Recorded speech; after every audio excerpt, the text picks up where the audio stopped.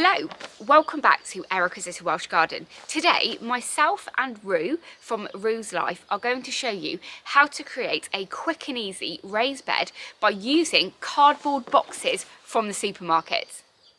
The inspiration behind this idea actually came from Liz Zorab's book called Grounded, where she takes you on a growing adventure and explains how she created the most beautiful vegetable and flower gardens from an almost barren piece of land.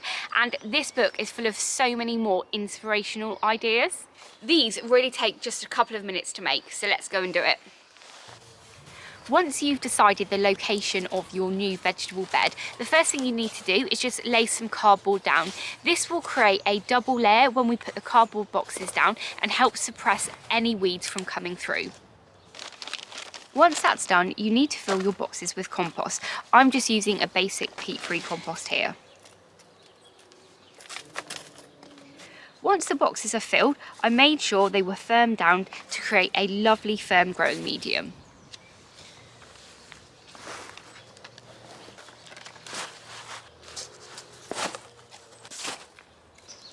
Once the boxes are in situ, I place some old wooden planks around the edges. Creating this bed here was so easy, but what I love about this is that you can actually plant in it straight away, which means you can create yourself a vegetable garden instantly with little to no cost. So let's head over to Roo's garden now, where she'll show you how she is making hers. She'll also explain why it's really important that we make sure we edge those beds. Thanks, Erica. So I'm actually going to use materials that I already have around the farm, so it's not costing me anything at all. So at the bottom of the bed, I'm going to use some well-rotted horse manure, and then on top of that, we actually have quite a lot of moles around the farm, which obviously then generate molehills. And the soil in molehills is lovely and crumbly and oxygen enriched, and it's really good quality soil, and it's just lying around. So I can take a wheelbarrow, scoop that up, and that's what I'm going to use as my top layer. So in this wheelbarrow here, I've got the well-rotted horse manure, and in this wheelbarrow, I've got the soil, which I've taken from the molehills.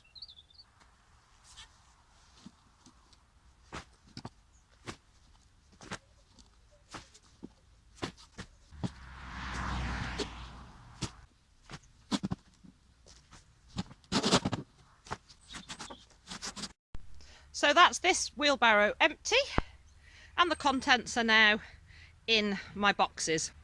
So the next thing I want to do is get the topsoil on top of the manure to complete the beds.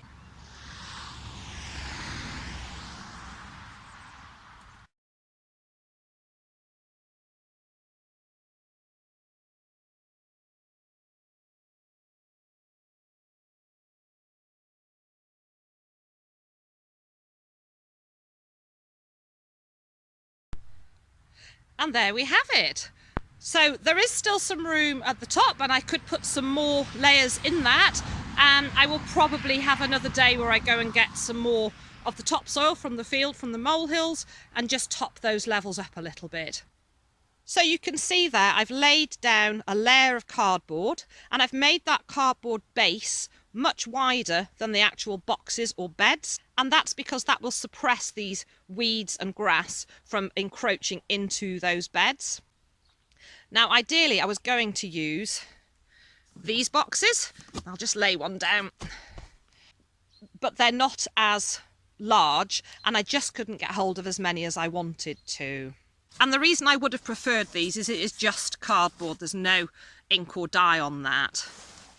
But a lot of the dyes and ink used now on cardboard boxes are actually vegetable dyes, so they should be nice and safe. But if you were worried about that, then I would suggest you try and get just this plain card. So there's my beds. I'm really pleased with what I've achieved. Quick and easy, and I'm really looking forward to planting them up.